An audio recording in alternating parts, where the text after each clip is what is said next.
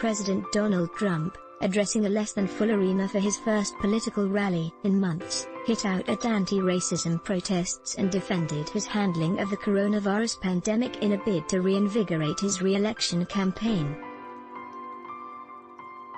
The president, who revels in large crowds and had predicted that his first rally in months would be epic, blamed the media for discouraging attendees and cited bad behavior by demonstrators outside, but did not specifically acknowledge that many seats in the 19,000-seat Box Center arena were empty.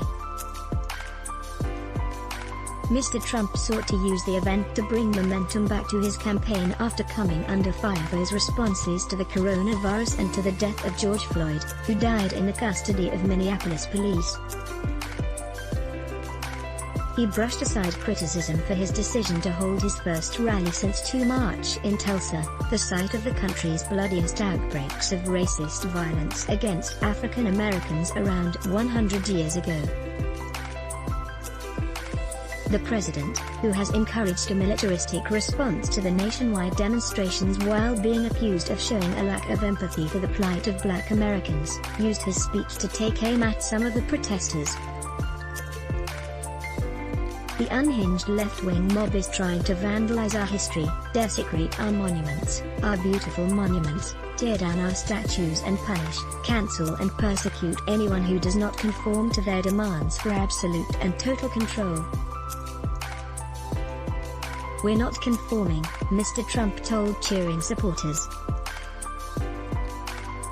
Ahead of the 3rd of November election, he is trailing in opinion polls to Joe Biden, who has hammered him for his response to the protests and the pandemic. Mr. Trump defended his response to COVID-19, saying more testing had led to identifying more cases, seemingly to his chagrin. "When you do testing to that extent, you're going to find more cases," he said. "So, I said to my people, slow the testing down, please." A White House official said he was obviously kidding with that remark. Hours before the rally, Mr. Trump's campaign announced 6 members of its advance team had tested positive for COVID-19, and a handful of attendees wore masks inside the arena. Oklahoma has reported a surge in new coronavirus cases in recent days, and the state's Department of Health warned that attendees face an increased risk of catching the virus. The president, unusually, suggested that his own speech to the partially empty arena was not his best. "So far tonight, I'm average," Mr. Trump said.